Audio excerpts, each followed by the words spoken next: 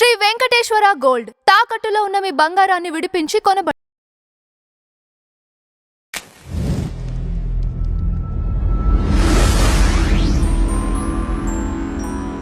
Madam నమస్తే. నమస్తే అండి. మేడం, ఫిష్ వెంకట్ గారి కుటుంబాన్ని రీసెంట్గా సోను సూద్ గారు వచ్చి పరామర్శించడం జరిగింది.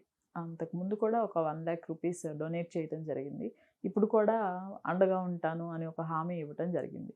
అంటే సినీ ఇండస్ట్రీలో ఎవరు ముందుకు రాకుండా ఇతను రావటాన్ని ఎలా చూడొచ్చు అంటారు?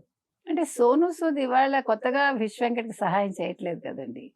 ఇది మనందరం కూడా అభినందించాలి, ఆహ్వానించదగ్గ పరిణామం. ఎందుకంటే ఆ రకంగా ఉండాలి. ఎవరైనా కూడా మానవత్వం చాటుకోవాలి. సో సోను సూద్ ఇవాళ కొత్తగా చేయాల.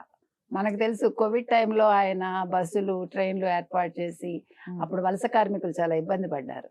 ఆహారం ఇచ్చి, మందులు ఇచ్చి ఆయన చాలా సహాయాలు చేశారు. ఆయన ఎవరికి ఏం కావాలంటే అది అందించి, అంటే ఒక టీం లాగా పెట్టుకుని ఆయన చాలా బాగా చేశారు. సో అసలు సోను సూద్ని ఆ విషయంలో మనం ఎన్నిసార్లు మెచ్చుకున్నా కూడా చాలా తక్కువే. సో మీరు అన్నట్టుగా మన ఫిష్ వెంకట్కి ఆర్థిక సాయం అన్నప్పుడు యాక్చువల్గా కొంతమంది చేశారు. చేశాక ఏమైందంటే ఆయనకి అన్ఫార్చునేట్లీ ఆయన సడన్గా చచ్చిపోవటం జరిగింది. లేకపోతే మరి చేసేవాళ్ళు ఏంటో మనకు తెలియదు. రెండోది, ఆ టైంలో మీరు అన్నట్టుగా 1 లక్ష రూపాయలు వెంటనే సోను సూద్ గారు ఇవ్వటం కూడా జరిగింది. ఆయన చనిపోయాక నిన్న వెళ్ళి పరామర్శించినట్టున్నారు. ఆయన వారి ఇంటికి వెళ్ళి ఆయన చిత్రపటానికి పూలమాల వేసి వాళ్ళ కుటుంబానికి ఏం చెప్పారంటే, మీలాగే నేను అంటే ఆయన లేని లోటును అనుభవిస్తున్నాను నేను. సో మీకు ఎప్పుడు ఏం కావాలన్నా మొహమాటం లేకుండా నన్ను అడగండి, నేను మీకు అండగా ఉంటాను అని చెప్పడం జరిగింది.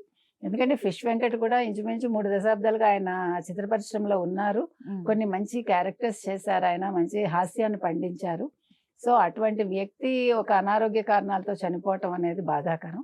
ఇంకొకటి మనం ఇంకొకసారి కూడా చెప్తున్నామండి, ఏ కార్మికుడైనా, ఏ సినీ కార్మికుడైనా ఒక ఆరోగ్య బీమా చేసుకుంటే బాగుంటుంది అనేది మనం ఒక సజెషన్గా చెప్తున్నాం అంతే. ఎందుకంటే మనకి అనారోగ్యం అనేది ఇప్పుడు చెప్పి రాదు. ఇంకొక ముఖ్య విషయం ఏంటంటే, ఇటీవల కాలంలో మీరు చూసారంటే జిమ్కి వెళ్తున్నారు, చేస్తున్నారు, సడన్గా కుప్పకూలిపోతున్నారు. అది కన్నడ ఇండస్ట్రీ కావచ్చు, తెలుగు ఇండస్ట్రీ కావచ్చు, అన్ని ఇండస్ట్రీస్లో జరుగుతుంది. అంటే స్ట్రెస్ ఎక్కువైపోతుంది. అంటే తెలియని స్ట్రెస్. ఈవెన్ హీరోస్కైనా కూడా ఇంకా ఎక్కువ స్ట్రెస్ కదండి. Because they have to prove themselves.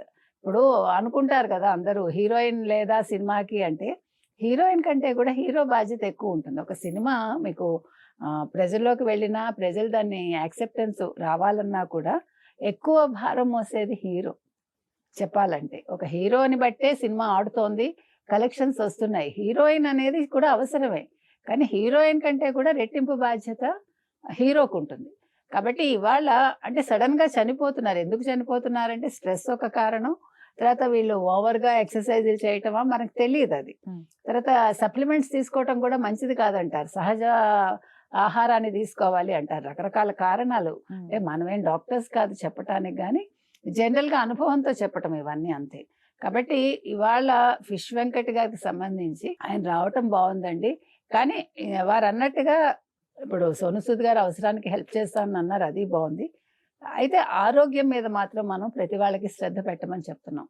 చిన్న వయసులోనే ఊహించని పరిణామాలు వస్తున్నాయి కాబట్టి ముందు ఆరోగ్యం, తర్వాతే మిగతా అంశాల మీద దృష్టి పెట్టాలని ప్రతి ఒక్కరికి మనం ఈ సందర్భంగా చెప్తాం. Right, thank you.